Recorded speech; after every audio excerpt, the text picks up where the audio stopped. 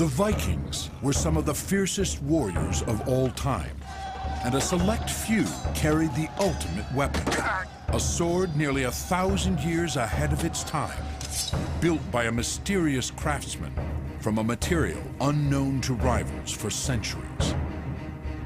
The sword was known as the Ulfbert. The swords were far better than any other swords made before or since in Europe. The secrets behind its design, creation, and use have been lost.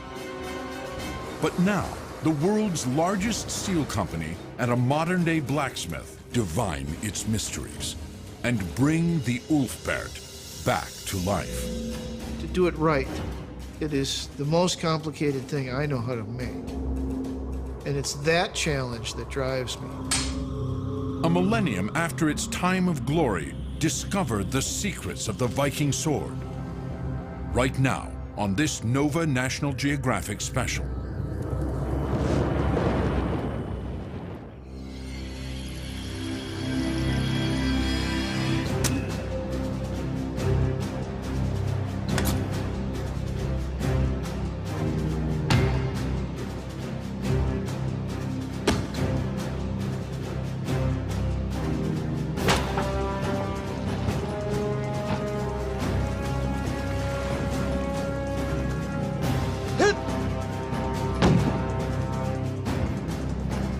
Master swordsman John Clemens has cut with some of the most famous swords ever made. From Damascus steel blades to the legendary samurai sword, the katana.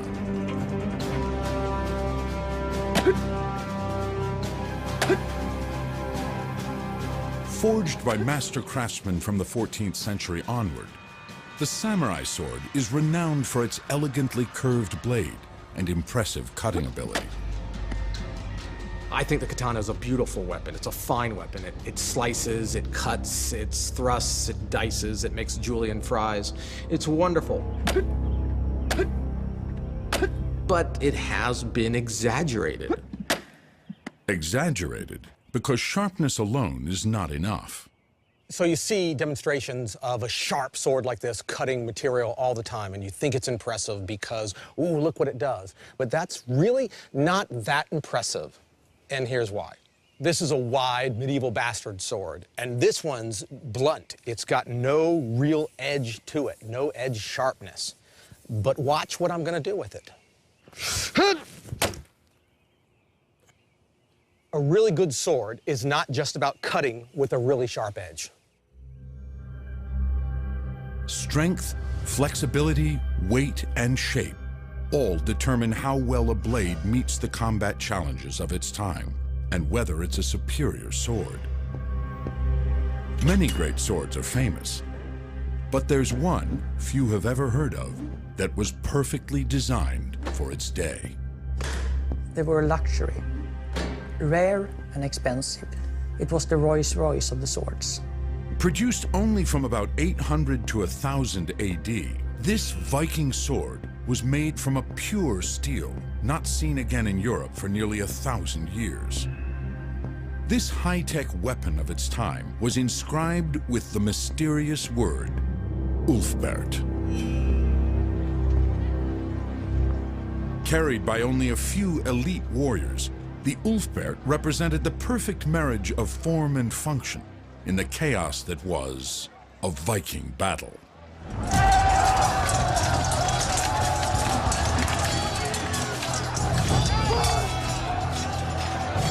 It's not people dividing up and have a nice duel one-to-one. The fight was very violent, chaos. People moving around, striking out whenever possible. Some people were struck multiple times and from all kinds of angles. The Vikings spread out from Scandinavia, colonizing vast expanses of Europe from the 8th through 11th centuries. They are so admired as fighters that people to this day reenact their battles.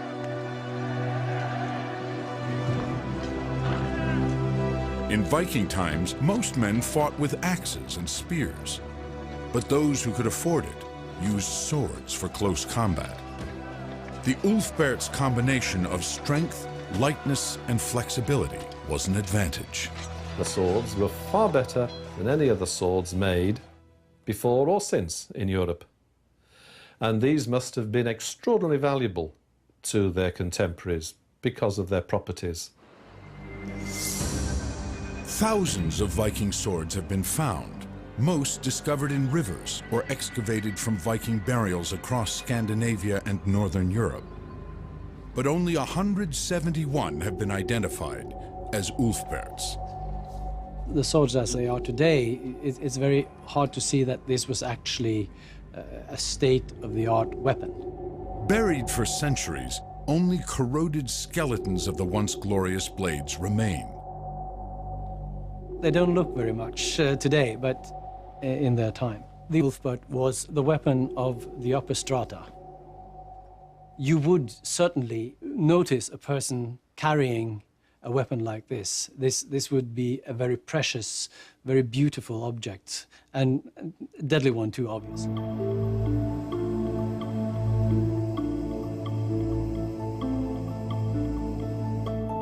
In London, one of the world's leading experts on historic steel weaponry, Alan Williams, recently made a discovery about the Ulfberht that shocked scientists and sword makers alike. I've been fascinated by armor and swords for a very long time, and always wanted to find out what they were made of and how they were made. Smelted iron was the source for swords, weapons, armor for thousands of years. From about 800 BC till today, humans have made weapons from steel. The process starts with iron, which is found in the ground as ore. The crushed ore is heated to separate the iron from the rock. But on its own, iron is too soft to yield a strong weapon. The trick is to add carbon, most commonly from coal or charcoal. This hardens the metal and turns it into steel. But not all steels are created equal. First, Williams examines a sample encased in acrylic from a typical Viking Age sword. Not only does it have low carbon, it has impurities, known as slag, that weaken it further. Medieval iron is both soft and brittle. This is a sample of a sword of modest quality. These long inclusions, perhaps looking a bit like sausages, these are inclusions of slag, the non-metallic part of the ore, which has never been separated from the iron. The slag makes the iron brittle, which doesn't actually give you a terribly good sword. Medieval blacksmiths in Europe didn't make slag-free steel because their fires weren't hot enough to fully liquefy the iron. In modern times, metals are melted at temperatures over 3,000 degrees.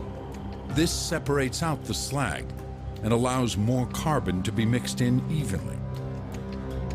But in the Viking era, carbon could only be introduced incidentally, mainly through the coal in the fire. And the only way to remove the slag from the metal was to try to hammer out the impurities with each strike. Of the thousands of European swords from the Middle Ages that have been found, all were thought to have been made from this inferior steel. Until Williams analyzed the Ulfberht. One or two swords I looked at seemed to be different. They were made of steel which I'd never seen before or since in a medieval object. This seems to be a completely different material. The first thing that strikes you is there are none of these long grey slag inclusions which make the metal brittle. The uniformity is more like a modern steel than it is a medieval one. And it has got a carbon content of about 3 times as much as the medieval steel we looked at a moment ago. I thought it was very odd. I couldn't think of a reason for it. The only swords Williams found that were made of this clean, high-carbon steel were those marked as Ulfberht. The metal, known as crucible steel, gave the swords capabilities far ahead of their time. But it could only be made by melting iron at high temperatures, and no one in Europe would know how to do this for centuries. The material used is a novel material, not found anywhere else in Europe in the Middle Ages. The biggest mystery is, where did they get this raw material? We have no archaeological evidence of any crucible steel production in Europe until 800 years later. So how did these Norsemen, widely viewed to this day as barbarians, get this cutting-edge technology? Contrary to their image, the Vikings were advanced in many ways. They were highly skilled navigators and traders who are believed to have extended their reach as far as North America and Central Asia. During the Viking Age in Scandinavia, all free men were by law forced to possess weapons and go to war. But much Viking warfare was raiding for plunder. Many Vikings were pagans who worshipped their weapons and even believed a sword could help a warrior enter heaven. The warriors would come to a special place called Valhalla, where they would have feasts and fighting in warrior paradise. The only way to get to Valhalla was to be a warrior and die in battle, with your sword in your hand. The sagas tell stories about the swords, how powerful they were. Many of the swords had personal names, sometimes that are connected to, for instance, a bear or a wolf. By giving it a name, you also incorporate the power of your ancestor or somebody very strong into the sword.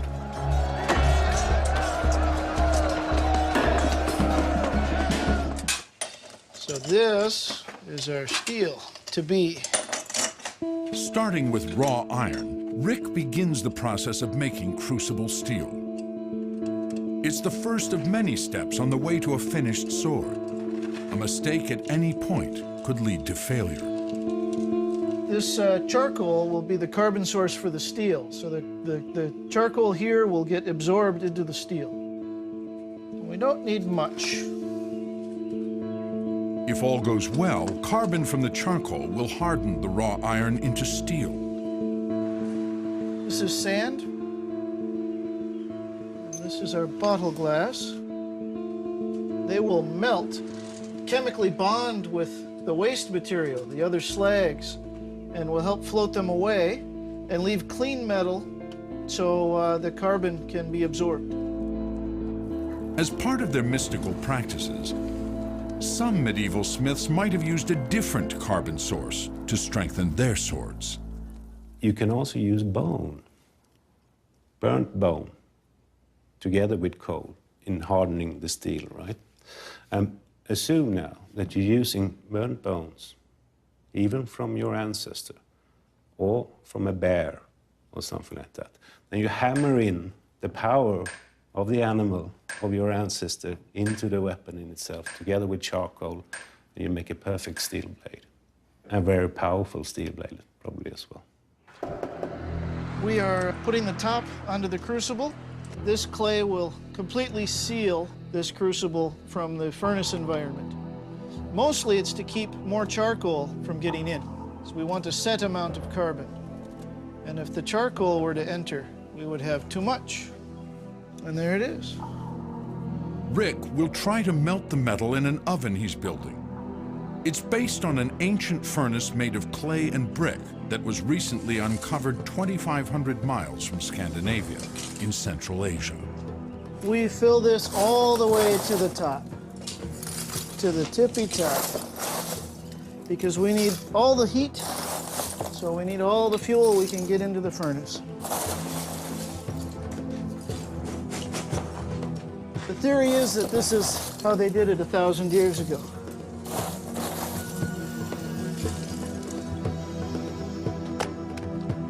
Charcoal will burn hot enough to melt steel. The trick is to get it contained in such a way that you can deliver that heat long enough for the material to melt inside the crucible.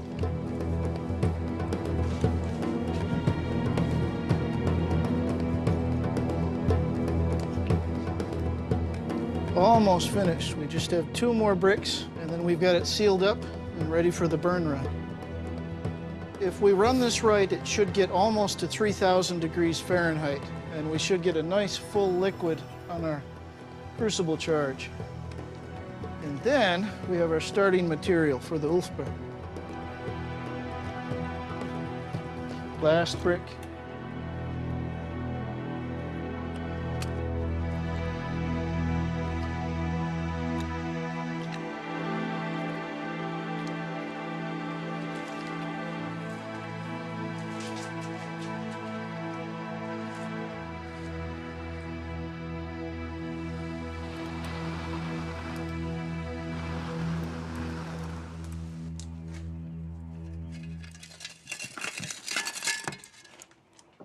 Closed at the top and vented from the side, this oven traps more heat than other European furnaces of the time.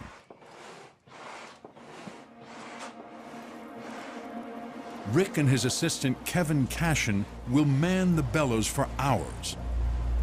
In medieval times, an entire village would help.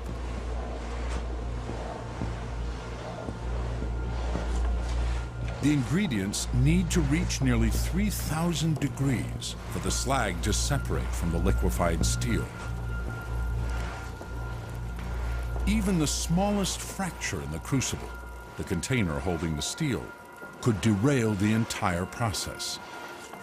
We're hoping that if we run it right, we're going to end up with a crucible steel ingot.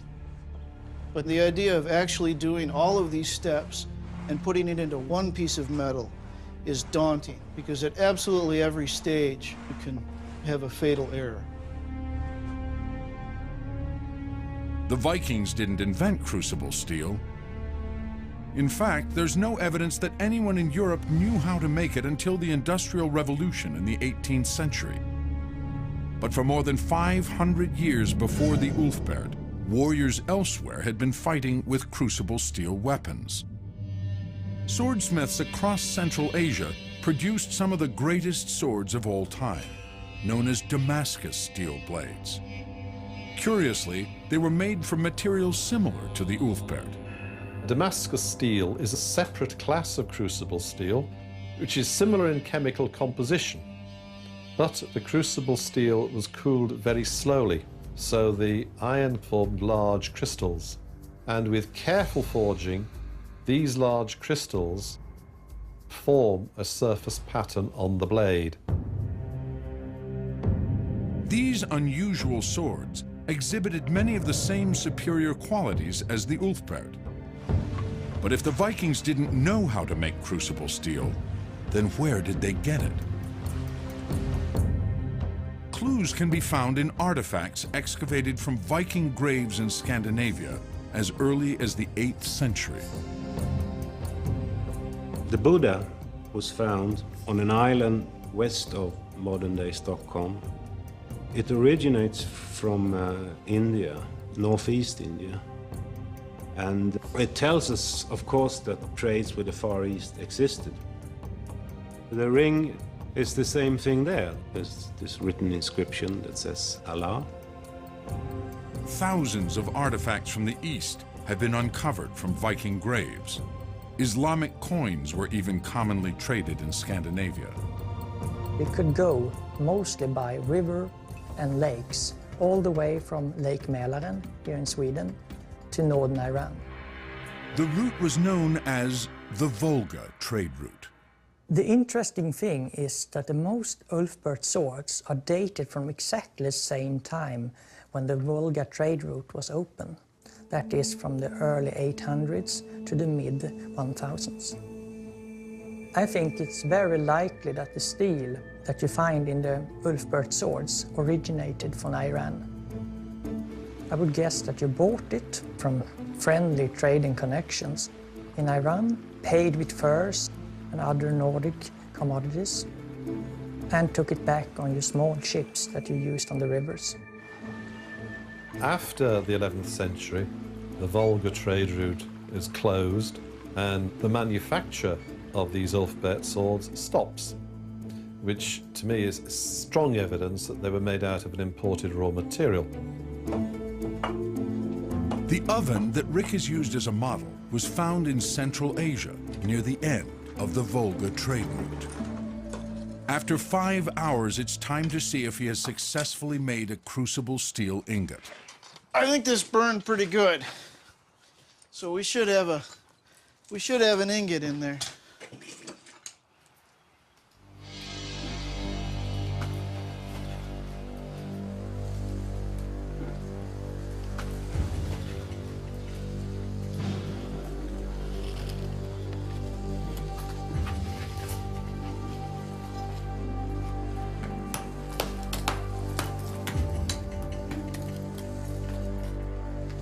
Most of the impurities have separated from the steel and been absorbed by the sand and glass that fall off with the crucible. It seems like we have a good ingot. Let's see if we can turn it into a good Ulfberht blade. This single piece of steel will make the entire blade.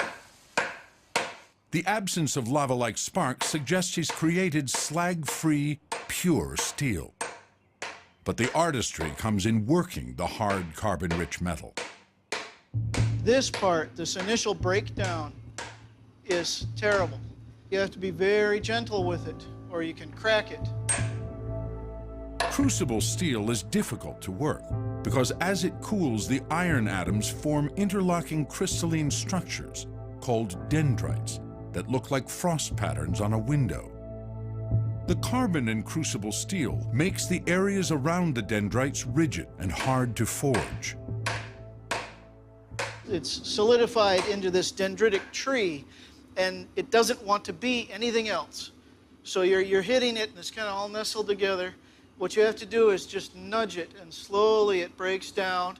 And after that, you really start to enjoy it. It will take 8 hours of pounding just to form the ingot into a bar. 2 more. It's breaking down quite nicely, so now we'll start forming it out into a longer bar and draw the sword from there. But it's looking real good. But after 1,000 years, the mysterious Ulfberht inscription has one more secret to reveal. As of today, Alan Williams has examined 44 Ulfberhts across 5 countries and has made one final discovery. Some swords have the name Ulfberht spelt cross, U-L-F-B-E-R-H cross T, and some have them spelt H-T cross. Those that were spelt H cross T had the very high carbon steel, whereas the swords which had the Ulfberht name spelt differently were made of much lower carbon steel, much inferior steel. These must have been copies. Of the 44 Ulfberhts that Williams has examined, 33 are not made of crucible steel. And you can see here the R, the H, T, and the last cross. They're contemporary fakes, of course. They were made at the same time by people trying to cash in on the reputation of Ulfberht. They were probably made by illiterate craftsmen for illiterate customers. It's the Armani or the Gucci or whatever, or the Porsche. so you want to copy the brand. To the unsuspecting buyer, it appears to be the genuine Ulfberht, but there's a much greater chance of it snapping, which is, of course, extremely embarrassing in battle.